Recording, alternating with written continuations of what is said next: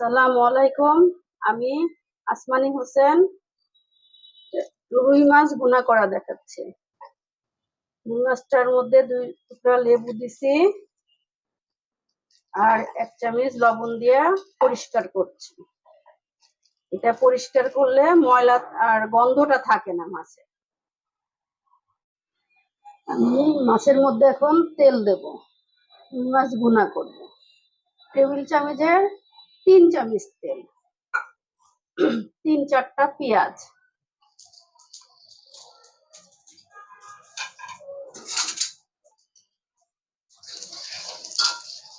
আমি রুই মাছটা ভুনা করব। পেঁয়াজটা এবার লাল হবে। পেঁয়াজটা লাল হয়েছে, একটু সামান্য আগে পানি দেব। দেওয়ার পরে আর 1 চামচ ধনের গুঁড়া, 1 চামচ মরিচের গুঁড়া, 1/2 চামচ হলুদের গুঁড়া, পরিমাণ মতন লবণ, 1 চামচ আদা রসুন বাটা, 1 চা চামচ পেঁয়াজ বাটা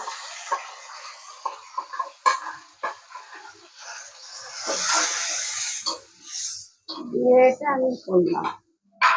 এরপরে আমি দেব টমেটো আর আলু কুচি। এটা আমি রুই মাছটা ভুনা করব। এটা আমার শ্বশুর খুব পছন্দ করতো, রুই মাছের ভুনা। এটা আমার শ্বশুর উত্তরবঙ্গের খাওয়াই আমাদের ভুনাভুনি বেশি। এখন এটা লাল হয়ে গেলে এটার মধ্যে আমি মাছ ছেড়ে দেবো। এবার আলুটা ভুনা হয়ে গেছে, এবার রুই মাছটা এর মধ্যে দিয়ে দিচ্ছি।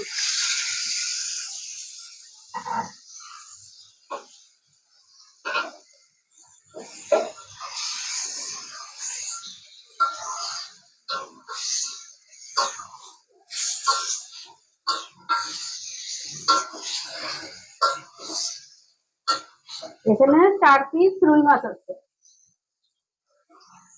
4 টুকরা রুই মাছ ছোট ছোট করে কাইটা এটা আমি ভুনা করতেছি আলু দিয়ে। শুধু ভুনা ভুনা হবে।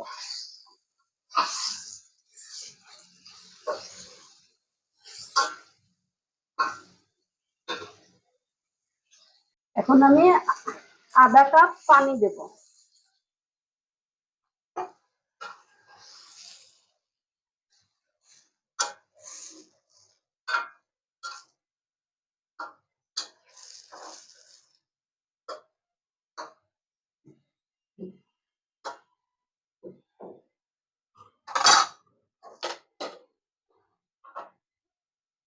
এখন 1 চামচ জিরের গুঁড়ো দিলাম।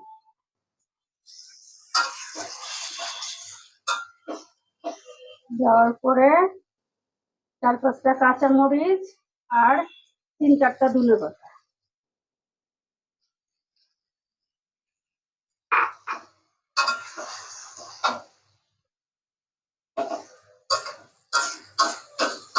এবার তেল উঠছে, তেল উঠলেই আমি চুলাটা বন্ধ করে দেবো।